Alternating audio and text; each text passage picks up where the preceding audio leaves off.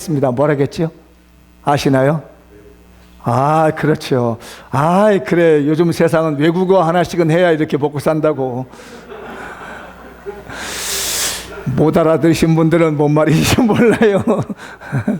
그렇습니다. 요즘은 정말 이 시대가 뭔가 하나 새로운 걸 해야 됩니다.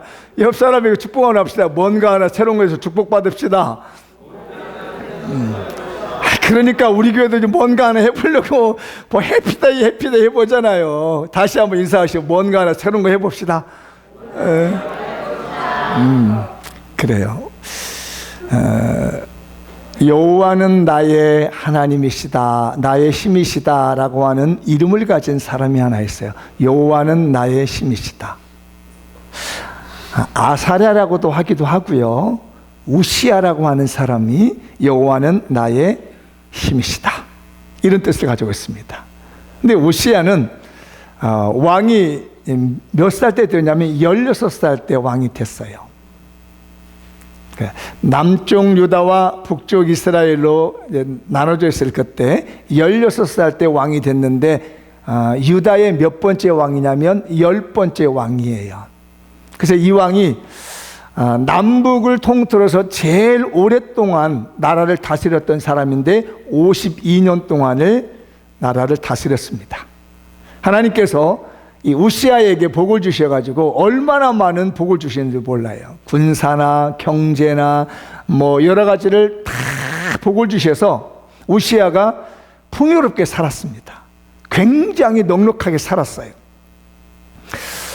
그런데 문제가 하나 발생한 게 뭐냐면, 풍요롭고 나라가 튼튼하고 이러다 보니까 내면적으로 부패하기 시작했어요. 잘 먹고 잘 사니까 내면적으로 하나님을 점점 멀리하고 우상을 숨기려고 하는 조짐이 생깁니다. 그런데 이 우시야 왕이 노년에 가서 말년에 가서 큰 실수를 하나 하게 되는데 어떤 일이 벌어지냐면, 제사장만이 할 수 있는 성전에 들어가서 분향단에서 분향하는 일을 욕심이 된 겁니다. 내가 왕인데, 내가 하나님께 이렇게 복을 많이 받았는데 내가 그 정도는 할 수 있지라고 욕심이 생기고 교만해졌어요.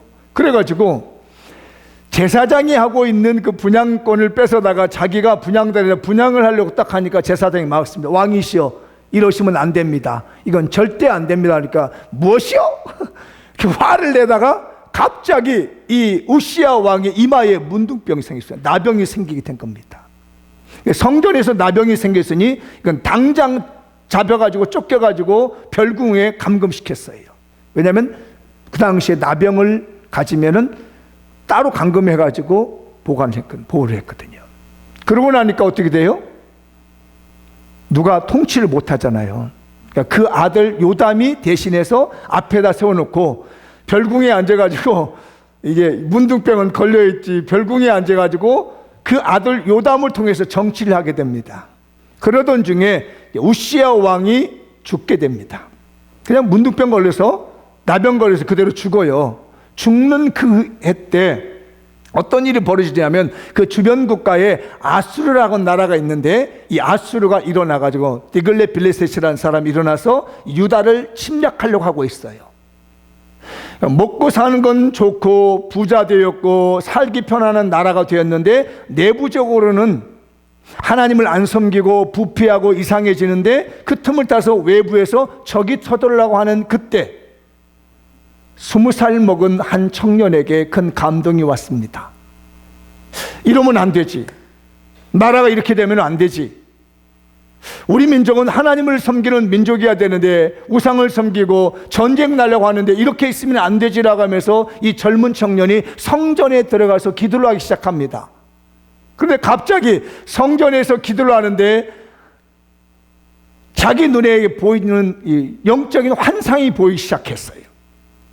그러면서 그 환상을 통해서 선상에서, 하늘에서 회의하는 모습이 자기 눈에 보이기 시작합니다.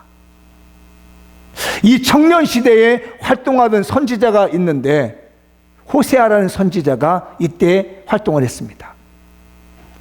아모스라고 하는 선지자가 그때 활동을 하게 됩니다. 미가라고 하는 선지자가 그때 그 시기에 활동을 쫙 하고 있으며 선지자 활동을 하고 있어요.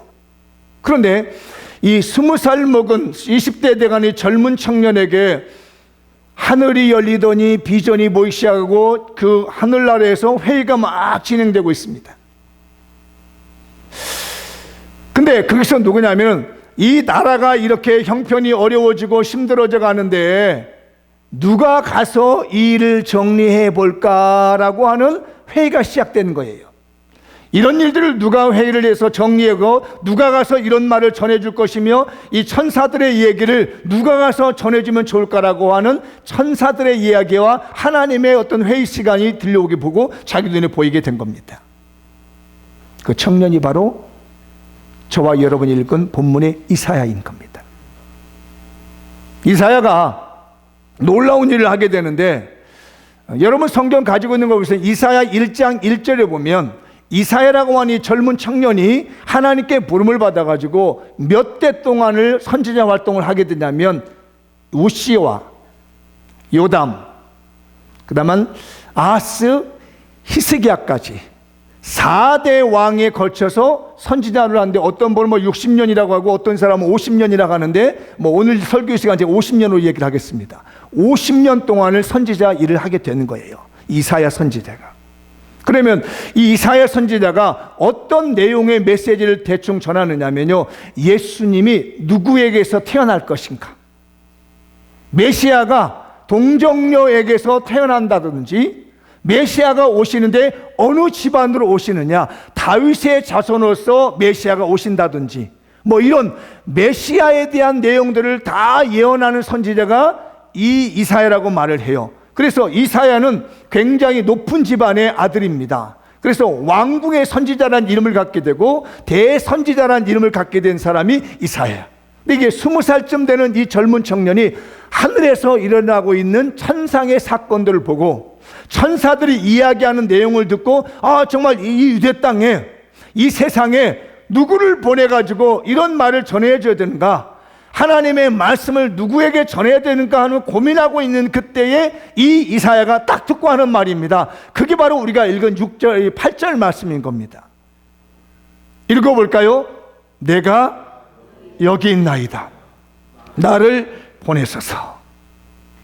이게 누구를 지적해가지고 네가 좀 갈래, 그게 아닌 겁니다. 남들이 하고 있는 얘기인 거예요. 하늘나라에서 하고 있는 얘기를 이 지상에서 기도하다가 성전을 바라봤는데 하늘에서 하나님과 천사들이 회의하는 소리가 들리는데, 이 땅에서 누가 이 말씀을 좀 전했으면 좋겠는데 라고 하는 그런 고민과 대화하는 이야기를 듣고, 그거 내가 가지요, 이런 얘기를 한 얘기입니다. 예를 들어 이런 거죠. 우리 집에서 엄마 아빠가 이제 이 얘기를 하는 겁니다. 누가 가서 일을 좀 얘기를 했으면 좋겠는데, 큰 아들을 보낼까 작은 아들을 볼까 누가 볼까 하다가 막내가 내가 가죠, 이런 말과 똑같은 얘기입니다. 누가 시키지도 않았는데 하나님의 음성을 듣고 하나님 나라에서 벌쳐지고 있는, 천국에서 벌어지고 있는 천상회의에서 들려오는 얘기를 듣고 내가 가겠습니다. 우리가 해피데이 전도를 앞두고 있는데 누가 가서 전도 좀 해올까? 우리 권사님이 50명 작정했는데 이분이 하시겠지. 목사님이 3명 했으니까 목사님 모시고 오지. 부목사님이 3명 했으니까 모시고 오겠지.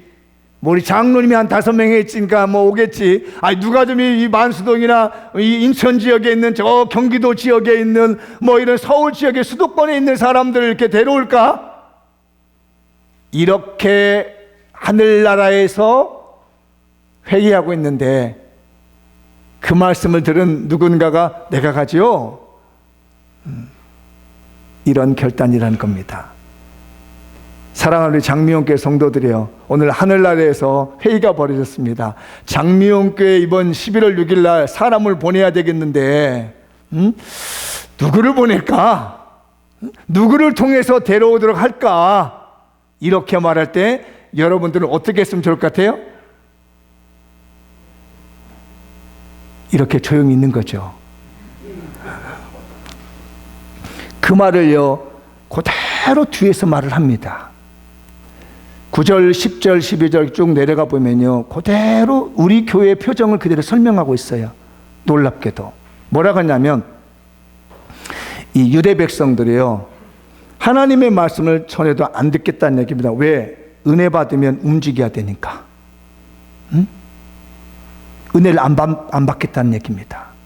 우리 교인들도 그런 사람이 있어요. 교회에 와서 발을 안 집어넣습니다. 왜? 내가 발을 집어넣으면 귀찮을 일 생기거든요.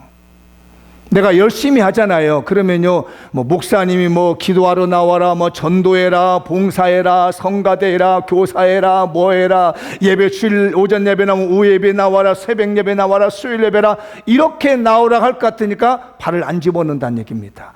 내가 보고 듣고 돌이켜서 은혜 받을까 두려워한다고 말하고 있는 거예요. 뒷절이에요.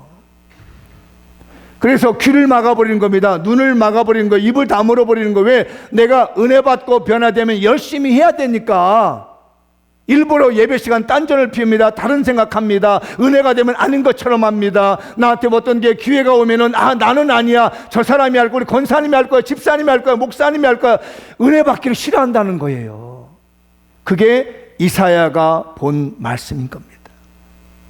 우리 교인들도 아마 그러고 있을 거예요. 지금요, 뭐 진행료들 하겠지, 여기 이름 올린 사람도 하겠지, 뭐 데려오겠지, 누군가 하겠지. 나는 안 해. 왜? 데려다 오면 귀찮아거든.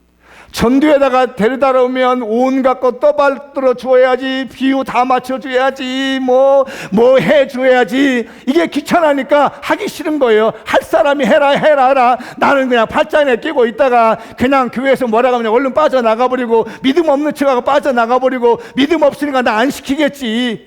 이러면서 사는 내용이 우리가 읽은 이사야 내용이에요. 돌이킴 받을까 염려스럽던 거예요. 내가 은혜 받을까 걱정되는 거예요. 교회에 와서 내가 변화될까 걱정이 심한 겁니다. 그때 아무도 나서지 않는 이때 20대 청년이 나선 겁니다. 내가 하죠. 그랬더니 하나님이요, 그에게요, 앞을 내다보는 비전을 보여주시는데요, 세계를 보는 눈을 보여준 줄 믿습니다. 우리가 오늘 이 시간에 네가 해라, 나 은혜 받기 싫어, 아이 목사님 얘기 듣기 싫어, 왜? 들으면 또 해야 되거든. 이러고 있는 상황에서 하나님 내가 하죠, 나 여기 있습니다 라고 하면 하나님께서 그를 잡아 쓰시는데 미래를 보는 눈을 뜨게 만드시고, 남들이 보지 못하는 신령한 은혜를 얻게 하시며, 남들이 알지 못하는 크고 비밀한 데를 보이게 하신 은혜가 우리 교회와 여러분들에게 있으리라 믿습니다. 다 은혜 받기 싫어하는 거예요, 사람들이. 의외로요, 교인들이 많습니다. 은혜 받기 싫은 사람이요, 귀찮아가지고요 더 들어가지 않으려고 하는 사람도 있습니다. 어쩌면 이사야는 그런 시대에 나서가지고 내가 하죠. 저는 그런 사람들을 미안합니다, 사악한 사람이라고 생각합니다. 왜 그러느냐? 우리 부모님이 나를 낳아주셨는데 부모님의 은혜를 강받고 큰아들 네가 해라, 작은아들 네가 해라고 있다는 얘기입니다. 이 얼마나 슬픈 일입니까? 큰형, 당신이 엄마 전 많이 먹었으니까 당신이 어머니 모시오. 작은형, 당신이 재산 많이 받으니까 당신이 하시오. 이러고 있는 집안이 얼마나 가슴 아픈 일인 거예요. 누가 볼 때? 부모님이 볼 때예요. 자식들이야 다 자기 이기적으로 이러네 저래 하지만 그렇게 키운 부모의 마음은 얼마나 가슴이 찢어지겠느냐고요. 하나님이 우리를 창조하시고 하나님 우리를 만드셨는데 변화될까 봐 걱정되는 거예요. 하나님 잘 섬길까 봐 내가 걱정되는 겁니다. 열심히 내서 교회 시간 많이 내기를 걱정되는 거고, 많이 앉아있는 것이 걱정되는 겁니다. 나 이러다가 못 먹고 사는 거야, 뭐 하는 거라고 걱정되며 사는 인생이 현재 이사야 6장에 나오고 있는 인생이었어요. 그때 당당하게 내가 여기 있습니다, 나를 보내주십시오. 사랑하는 우리 장명교 성도들이요, 오늘 이 말씀이 여러분의 것이 되기 바랍니다. 제발 우리 인간의 마음속에 사악함이 우리 속에서 사라졌으면 좋겠어요. 이사야가 결단하게 된 것처럼 내가 여기 있습니다, 나를 보내주십시오라고 결단과 헌신을 통해서 영혼 살려내는 일에 우리가 힘써보도록 하십시다. 읽어볼까요? 영혼 구원의 헌신이 필요한 곳이 있을 때 어떻게 한다고요? 내가 여기 있나이다, 나를 보내주소서. 한 번 더 시작. 영혼 구원의 헌신이 필요한 곳이 있을 때 내가 여기 있나이다, 나를 보내주옵소서. 마태복음의 말씀이죠. 9장 오늘 37절 38절인데요. 읽어보도록 하죠. 이에 제자들이 이르시되 추수할 것은 많되 일꾼이 적으니 그러므로 추수하는 주인에게 청하여 추수할 일꾼들을 보내어 주소서라 하시니라. 일꾼이 없다는 겁니다. 여러분, 주인의 애타는 마음이 어디 있겠어요? 다 농사돼 가지고 있는데 말입니다. 그 농사를 거둬들여야 되는데 일꾼이 없다라는 거예요. 수많은 영혼들이 다 변화시켜 놓고 누군가 이끌어내기만 하면 교회를 올 터인데 누군가가 이끌어주지 않아 가지고 말입니다, 저 밭에서 시들어 죽어가는 사람들이 너무 많다는 거예요. 예전에 저희 어머니가 농사를 지내다가 갑자기 이제 쓰러지셔가지고 농사를 가을 거지를 못할 때가 있었습니다. 그래서 우리 집사님들이 권사님들이 우르르 내려가지고 그 밤에 가지고 농사거리 어떻게 대충 박복씩 걷어다가 가져왔던 적이 있습니다. 왜? 그렇게 놔두면 농사 지은 거 다 없어져 버리기 때문에. 하나님이 우리 주변에다 농사를 다 지어놓고 익어놨습니다. 데려와야 됩니다. 아멘. 우리 성도들 여러분들이 오라고 하면 됩니다. 이끌기만 하면 오게 돼 있어요. 근데 이 말대기가 싫은 거라 이게. 왜 이 말대기 시작해서 전도회 보면 목사님이 나를 관심을 둬가지고 집사님 앞으로 계속 전도회 이럴까 봐. 이번에 추수하는 사람으로 헌신해 봅시다. 나를 보내주십시오. 어느 가난한 목사님이 학교 근처에다가 개척교회를 했습니다. 월세로 개척을 했습니다. 근데 어느 날 하루나 가보니까 교회 앞에 담배꽁초가 수북이 쌓여있고 그 왜 담배 피는 사람들이 침을 이렇게 택택 뱉는지 몰라. 침을 갖다가 이렇게 베껴가지고 이 교회 앞바닥에 그냥 말만 해도 막 구역질 하려고 그러네. 그렇게 해놓은 겁니다. 목사님이 교회를 가려고 보니까 교회 앞이 그렇게 지저분하게 된 겁니다. 이거 누가 그런가 하고 봤더니 한번 이렇게 망을 봤답니다. 이거 어떤 것들이 그런다고 봤더니 그 앞에 있는 학교 애들이, 중학생, 고등학생, 여자애들이 와가지고 거기서 담배를 피고 이러고 있더라는 거예요. 그러니까 목사님이 담배 꽁초 쏟아 버리고 그 가래침 뱉어놓은 거 닦는데 가래침이 안 닦아지니까 말이에요. 이렇게 해놓고 궁금히 생각했답니다. 이것들을 어떻게, 미안하면 이 가신 애들이 이것들 어떻게 고민하다가 마음에 그런 생각이 들더래요. 이들이 하나님이 보내신 혹시 천사는 아닌가, 이런 마음이 들더라는 겁니다. 그래서 혼내버리고 쫓아버릴 생각을 하다가 마음을 고쳤답니다. 사모님한테, 사모님 귤 한 박스만 사달라고. 그래서 귤 한 박스를 사다 가지고 접시에 다 담아서 놓고 여러 개를 놓고 가래침 뱉은 거 그거 다 닦아내고 휴지통 하나 갖다 놓고 휴지 갖다 놓고 그 다음에 담배꽁초 먹고 난 다음에 피고 난 다음에 버리기 위해서 이만한 통에다가 물 부어놓고, 그랬더니 몇 번은 그냥 자기 마음대로 하더니 계속 갖다 놓고 편지를 써놨습니다. 여기 있는 귤은 꼭 드세요. 그리고 남으면 친구들한테 갖다 주세요. 그리고 담배는 피고 여기다가 털어주시고 버리면 되고, 가래침은 뱉어서 이렇게 버리시고, 여러분과 함께하는 목사가, 이렇게 편지를 써놨습니다. 그랬더니 얘들이 와서 담배 피고 제자리에도 담궈놓고 가래침 뱉어서 휴지통에다 버려놓고 이런 세월을 보내기 시작하는데, 시험 볼 때가 되면 목사님이 사탕도 갖다 놓고 초콜릿도 갖다 놓으면서 화이팅, 시험 잘 봐요. 날씨가 추운 날에는 교회 문을 열어놓고 메모를 씁니다. 날씨가 오늘 참 춥지요? 교회 문 열어놨으니까 가스레인지에다 라면도 사다 놨으니까 라면도 끓여서 드시고 가세요. 이런 세월을 1년 가까이를 지나면서 그 중에 졸업하는 아이들이 나오기 시작했습니다. 그런데 그 속에서 이제 커뮤니케이션이 되는데, 목사님 짱, 목사님 최고입니다. 우리 목사님 제일 좋습니다라고 하는 편지글을 아이들이 남기면서 청소를 해놨는데 목사님이 청소를 하는 것보다 더 깨끗하게 청소를 해놓은 겁니다. 담배는 피고 가르치면 됐고 그런데 그 교회 앞에 목사님이 청소하는 걸 깨끗하게 주변 청소를 딱 해놓는 겁니다. 그런데 어느 날 헌금이 들어왔는데 17억의 헌금이 들어왔습니다. 이 아이들 이름으로 헌금을 한 거예요. 이 아이들이 보면서 교회가 너무 작고 가난하니까 마음이 아팠던 거예요. 자기네들을 이렇게 신경 써주는 목사님도 안쓰럽고 그런 마음이 아파서 얘네들이 뭐를 샀냐면 복권을 샀답니다. 약속을 했어요. 우리가 복권을 사가지고 한날에 뭐 기도도 할지 모르지만 복권을 사가지고 여기서 당첨되는 모든 돈은 무조건 이 목사님 교회지라고 주자. 그래가지고 복권을 샀는데 이 8명 여학생들이 산 복권이 17억이었던 거예요. 고스란히 갔다가 그 교회 헌금을 해서 교회를 지었는데 나중에 이 아이들이 졸업식 때 갔더니 목사님과 자기를 털어놓고 뭐 은행에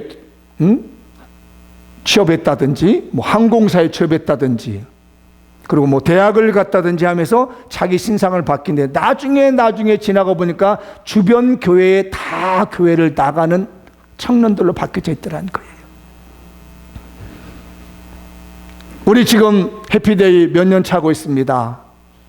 때로는 왔다가 간 사람도 있어요. 마음 아픈 일도 있습니다. 뭐 왔다 가는 사람도 뭐하러 또 올해 또 해야 되나 또 해야 하는 사람도 있을 줄 압니다. 그러나 우리의 중심이 하나님 중심이라면 그것이 하나님 나라를 세우는 일이 되리라고 믿습니다. 영혼 구원의 장소가 필요하다면 주님 나를 보내주십시오. 내가 여기 있습니다. 그 세월이 10년이 되든 20년이 되든 5년이 되든 당장이 되든 상관하지 않냐고 영혼을 구원하는 장소가 있다면 영혼을 구원해야 되는 필요성이 있다면 하나님 내가 있습니다. 나 여기 있습니다. 나 쓰임받게 주시옵소서. 헌신하고 결단하여 꾸준하게 역사하시는 우리 장미연교회 성도가 되십시다. 한꺼번에 결과를 얻으면 얼마나 좋겠습니까? 저도 마음이 애달픕니다. 주일마다 마음이 애달픕니다. 좀 더 도왔으면, 이 빈자리가 없었으면 하는 제 마음은 너무나 애달픕니다.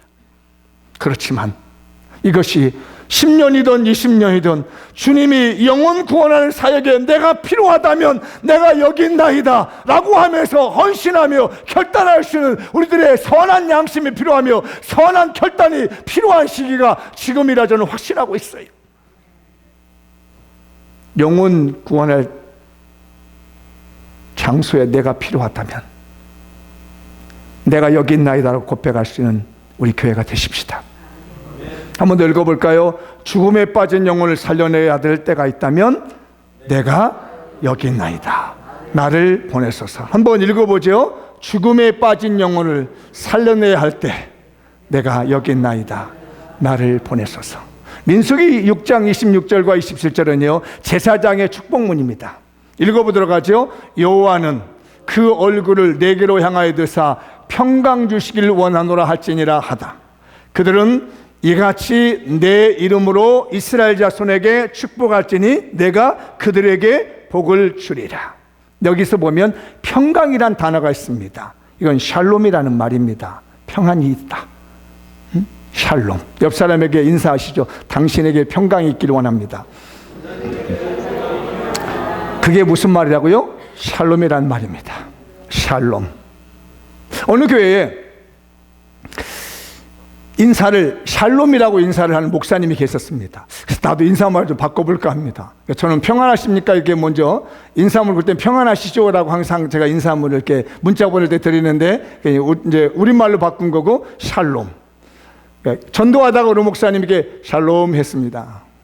근데 어느 날 목사님이 샬롬하고 지나가는데 얼굴이 새카만 한 젊은 사람이 나이 들면 이렇게 지나가는 그렇게 샬롬 그랬더니 그냥 지나가더래요. 그래서 이제 그렇게 전도하고 말았는데 다음 주가 되니까 그분이 교회에 온 거예요. 얼굴 싹하면 끝 해가지고 예배 시간만 되면 다 앉았다가 예배 시간 끝나자마자 막 한 겁니다. 그렇게 대화도 안 하고 이야기도 안 하더니 3개월을 교회를 나오더래요. 그 3개월을 교회를 나오더니 예배에 들어오고 난 다음에 목사님 제가 점심 한번 사드리면 안 될까요? 그래서 그럴 때 너무 목사님이 감사해서 제가 점심을 사드리겠다고 그러니까 목사님도 그러자고 해서 점심 식사를 했는데 거기서 비밀이 나왔습니다. 감 잡으신 분들은 감 잡으셨을 겁니다. 네, 뭔 말인지 아시겠죠? 머리가 좋아 상당히. 여러분들 설교 듣는 머리가 아주 좋아요. 드디어 3개월 전에 간증을 하기 시작합니다. 그때 뭐하고 왔냐면 병원에서 진단을 받았는데 당신은 간암이요, 당신은 죽을 겁니다 이러고 얘기를 듣고 모든 사람들이 만나는 사람들마다 당신은 죽을 놈, 다 죽을 사람 이랬는데 양복을 깨끗하게 입으신 목사님이 샬롬 그러더라는 겁니다. 다 죽는다는데 이 목사님이 나르고 산다고 하네? 그래가지고 그 산다는 말에 감동을 받고 그 다음부터 교회에 나온 거예요. 그래서 의사 선생님이 하는 말이 3개월이면 당신은 죽습니다 한 거예요. 그러니까 이 사람이 3개월 동안 죽나 안 죽나고 와서 이렇게 살롬 했으니까 내가 정말 목사님 말씀대로 나 살롬이다, 다른 사람은 다 죽는다고 해도 나는 살롬이다, 그 마음을 추스리고 말이에요. 예배당에서 살롬만 생각, 나는 살롬이야, 나는 죽을 놈 아니야, 목사님이 날 보고 살롬이라고 해서 했는데 정말로 3개월이 지났는데도 자기가 살았다는 거예요. 듣는 사람에 따라서 느낌이 틀려요. 죽어가는 사람들에게 내가 말 한마디 던진 것이 능력이 돼서 죽을 사람이 살아날 수 있는 능력받는 우리 교인이 됩시다. 거기에 내가 있다고 얘기하셔야 합니다. 길거리 가다가 인사를 나눴는데 그게 능력이 말이 돼서 그 영혼을 살려낼 수 있는 그 자리, 내가 여기 있나이다, 나를 보내주십시오. 죽어가는 사람들을 살려낼 수 있는 그 자리에 내가 있을 수 있도록 해달라고 우리 교인들이 한번 다짐 한번 해봅시다. 아멘. 죽을 놈이라고 했는데 목사님 그냥 평안이라고 인사하는 살 놈이란 말이 그 사람에게는 살 사람으로 들려가지고 살 놈이다, 나는 살 놈이다, 나는 절대 죽을 놈이 아니다라고 하며 목사님 앞에서 예배드리고 하나님께 예배드린 다음에 변화되어 새 사람이 되는 것처럼 여러분의 입술의 권세가 나타나길 바랍니다. 여러분의 말의 능력이 나타나길 바랍니다. 그곳에 여러분들이 있길 바랍니다. 내가 여기 있나이다, 나를 보내소서. 아멘. 이번 해피데이가 그렇게 됐으면 좋겠어요. 말 한마디 툭 던졌는데 거기에 능력이 나타나는 거야. 나는 아무 생각 없이 말을 던졌는데 하나님께서 그 말을 붙잡고 그 상답의 마음을 변화시킬 수 있는 그 자리에 내가 있사오니 나를 보내주시옵시고 나를 써주시옵소서. 우리의 결단이 있길 바랍니다.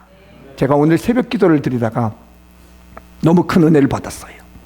정말 주체할 수 있는 은혜를 받았습니다. 왜냐하면 본문 때문에 그랬습니다. 오늘 본문 말씀이 새벽기도에서 본문의 말씀이요, 사도행전 1장입니다. 그런데 그 사도행전 1장에 무슨 말씀이 있냐면요, 오로지 기도에 힘썼다는 말씀이 있었습니다. 근데 여러분 잘 보세요. 제가 너무너무 감동받은 게, 저는요 20년 전에 제가 우리 교회에 와서 새벽기도를 시작할 때 어떻게 시작했냐면, 창세기 1장부터 한 장씩 매일 새벽마다 설교를 합니다. 그 원고가 지금도 있습니다. 그때는 원고를 다 썼습니다. 타이핑 다 치고 저녁에 하루에 한 장씩 설교를 창세기부터 시작해서 지금까지 꾸준히 이어옵니다. 그 중에는 제가 선교지도 가기도 하고 출타하기도 하고 휴가 가기도 하고 뭐 이래저래 해가지고 빠진 데도 있습니다. 이렇게 20년 세월 동안 설교를 했는데 놀랍게도 내일부터 우리 교회가 24시간 성전 기도회를 시작한 날이 내일이에요. 여러분들 저 뒤에다 이름 적었는데 안 적으신 분도 오늘 이 설교 듣고 잘 보세요. 24시간 성전 기도회를 하는데 하루에 1시간 정도나 뭐 일주일에 한두 시간이라도 내가 꼬박꼬박 채우면 너무 좋아요. 근데 오로지 기도에 힘쓴다는 이 말에, 이야, 하나님은 어떻게 알으셨을까? 내가 20년 동안 설교를 이렇게 돌아가면서 창세기 1장에서 요한계시 끝나면 다시 창세기 1장으로 시작해서 또 끝나면 요한계시로 또 창세기 1장으로 시작해서 또 끝나면 여기서 6번째를 돌아가고 있는데 정확하게 내일 성전 24시간 릴레이 기도하는 그 전날 주의 말씀의 은혜를 주신 겁니다. 오로지 기도에 힘쓴다. 열흘 동안 이 사람들이 기도를 했는데요, 성전을 떠나지 않고 열흘 동안, 그 다락방을 떠나지 않고 열흘 동안을 기도했더니요, 오순절에 성령의 강림이 그들에게 임한 것이에요. 이거구나, 이거. 우리가 2주간에 걸쳐서 24시간 동안 계속해서 기도하는데 그렇게 기도에 동참하며 내가 여기 있나이다, 나를 보내주시옵소서, 성전 24시간 기도하는 곳에 나를 보내주십시오, 나 여기 있습니다, 하나님 나를 세워주십시오, 나도 여기에 기도하게 해주십시오 라고 결단한다면 오순절에 성령의 역사가 나타나는 것처럼 하나님께서 여러분의 삶에 성령의 역사가 나타날 것이며 삶의 문제가 해결될 것이며 인생의 문제가 해결되리라고 확신합니다. 저는 여기에 뜨거웠습니다.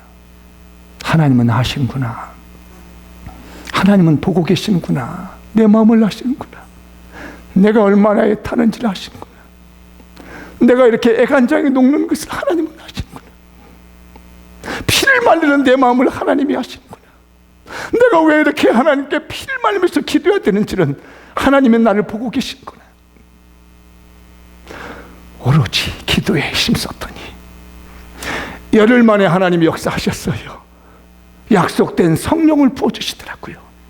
이번 2주간에 성전 기도에, 오로지 기도에 힘쓰는 사람, 여러분의 인생의 문제 해결될 거고요, 고민의 문제 해결될 거고요, 편하게 새 사람 될 거예요.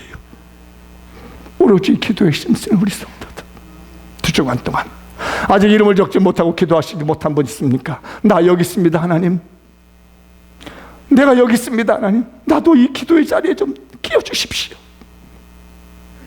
내가 이방인이 아니라, 내가 저 밖에 있는 사람이 아니라 나도 장미연교회 일원으로서 1시간이라도 내가 기도했더니 하나님 저를 외면하지 마시고 저를 저버리지 마시고 하나님 나를 끼워주십시오.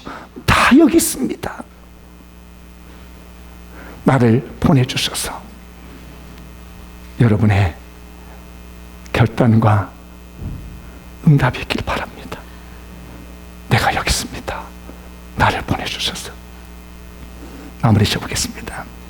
읽어보죠. 2016년도 해피데이, 영혼 구원의 헌신이 필요할 때 나를 보내달라고 합시다.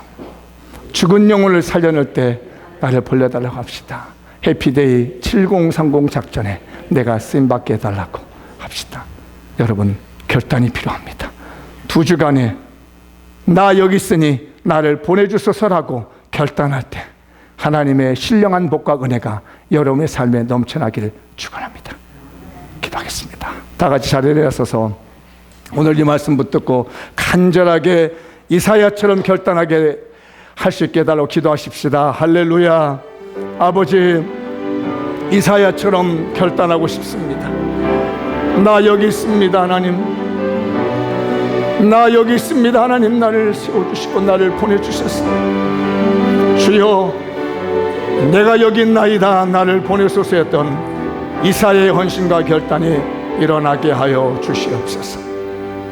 아버지여, 해피데이 7030 작전의 그 현장에 내가 있게 해 주옵시고 이방인으로 서지 않게 하시고 이사야처럼 헌신 결단할 수 있는 살아있는 저희들 되게 해 주옵소서. 예수님 이름으로 기도합니다. 아멘. 4장 찬송 드리고 축도 예배를 마칩니다.